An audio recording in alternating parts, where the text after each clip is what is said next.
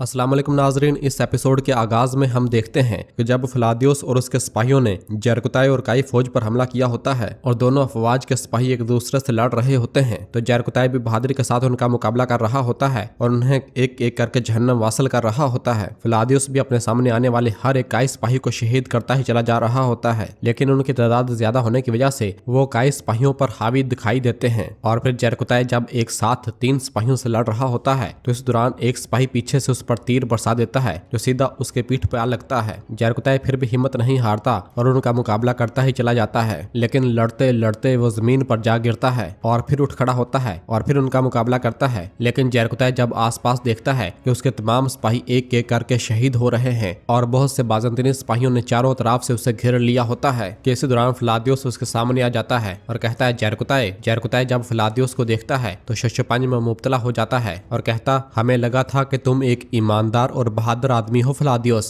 लेकिन हम गलत थे। जो लोग घात लगाते हैं वो बुज़दिल और गद्दार होते हैं। फ्लादियोस कहता, हम दोनों को अपनी रियासत से हुक्म मिलता है। ठीक है जरकुताई। जरकुताई कहता, फिर चलो अपनी चाल चलो, हकीकी मर्द आमने सामने लड़ते हैं, क्या तुम में जसारत है? तो फ्लादियोस जरकुताई की तलवार नीचे करते हुए कहता, तुम जख्मी हो, अब हम बराबर नहीं हैं। तुम मेरे दुश्मन हो लेकिन फिर भी मैं तुम्हारी बहादुरी जानता हूँ। जरकुताई कहता, चूंकि तुम हमें जानते हो फिर तुम ये भी जानते होगे कि तुर्क हमेशा अपना इंतकाम लेते हैं। जब अमन कायम हो चुका था फिर हमला करके तुमने बहुत बड़ी गलती की। फ्लादियोस कहता, चुप रहो, जाकर अपने सुल्तान से कहो कि शहजादी अस्पोर्चा इससे मिलना चाहती है, इससे पहले कि हमारी फौजें आमने सामने हों। इसकी शराइत रूबरू बताना। और फिर जरकुताई को वहां से जाने का इशारा करता है।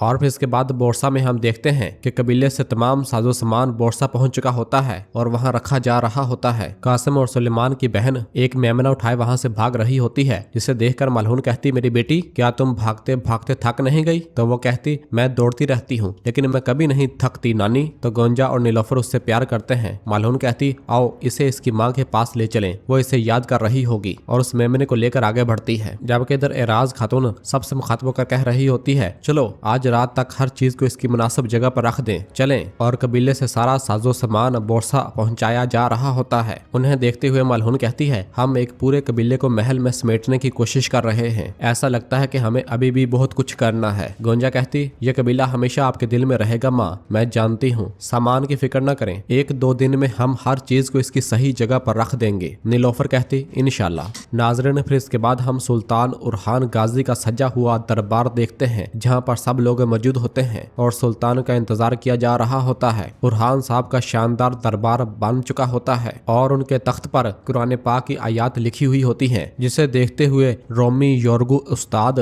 याहिया उस्ताद से पूछता, सुल्तान उरहान के तख्त पर क्या लिखा है? तो अलाउद्दीन साहब कहते, इस पर लिखा है कि जब आप लोगों के दरमियान फैसला करें तो इंसाफ के साथ फैसला करें। योरगो उस्ताद। तो योरगो कहता, जब वो बागियों को सजा दे रहे थे तो उन्होंने इन लोगों को सजा नहीं दी जो मुजरम नहीं थे, हम उनके इंसाफ से राजी हैं। अलाउद्दीन साहब कहते, ए वल्लाह, सलामत रहें। और फिर इसके बाद दरवाजा खुलता है और खलील कमरे के अंदर दाखिल होते हुए कहता, दस्तूर। यह सुनते साथ ही वहां मौजूद हर कोई अपनी अपनी सफ में आ खड़ा होता है। खलील कहता, सरहदों का हाकम, बोरसा का फातेह, सुल्तान उरहान गाजी हजरत लड़े। और फिर अगले ही पल उरहान साहब सुल्तानी लिबास जेबतान किए शहाना अंदाज के साथ पूरे प्रोटोकॉल के साथ कमरे के अंदर दाखिल होते हैं। और इस सीन में हमें न सिर्फ सुल्तान उरहान बल्कि उनका शहाना दरबार भी दिखाया जाता है, जब मुकम्मल हो चुका होता है और वो सीधा तख्त पर जा पहुंचते हैं और वहां जाकर बैठ जाते हैं और सब लोग उनके सामने सर झुकाए खड़े होते हैं। और फिर उरहान साहब इशारा करते हैं तो सब अपना सर उठा लेते हैं। उरहान साहब कहते,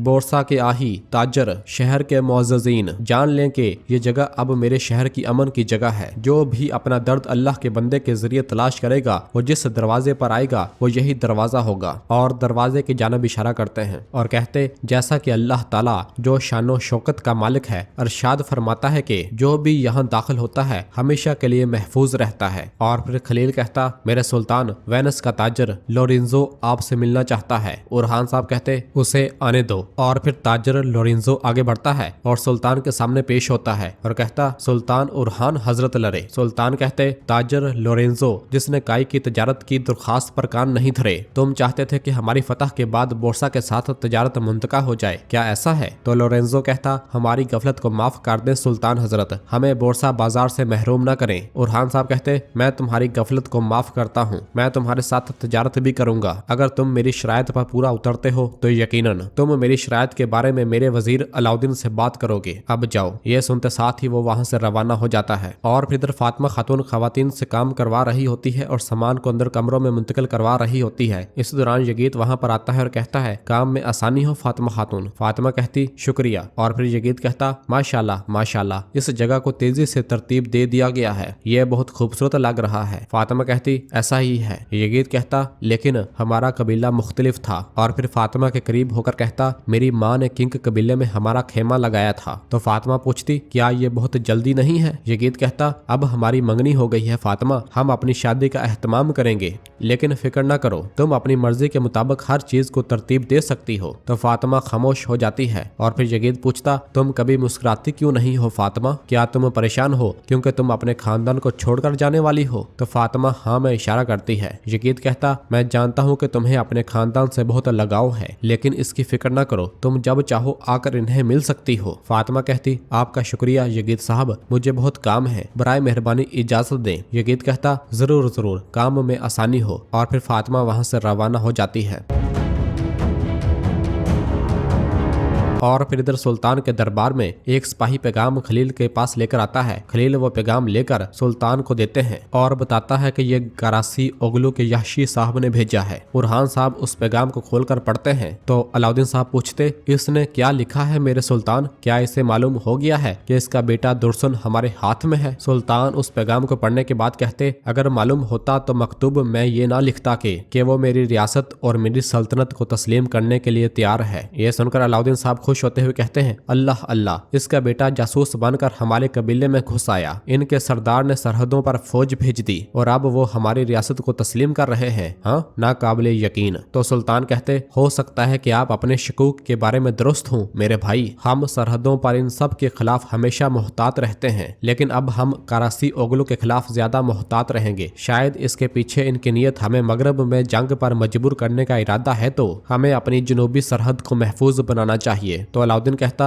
हमें दरमियान के साथ सियासी राब्ता कायम करना चाहिए और इन्हें अपने करीब लाना चाहिए। सुल्तान कहते, ये सच है मेरे भाई, मैंने इन्हें इतला दी है कि आप मेरे एलची की हैसियत से इनकी जमीनों की जियारत करेंगे। इस फर्ज के लिए गोंचा खातून भी आपके साथ अपने अबाओ अजदाद की सरजमीन को ताहिया जाएंगी, इनके सरदार बाबा से मुज़ाकरात करेंगे और वापस आएं। तो अलाउद्दीन साहब कहते, जैसे हमारे सुल्तान का फरमान।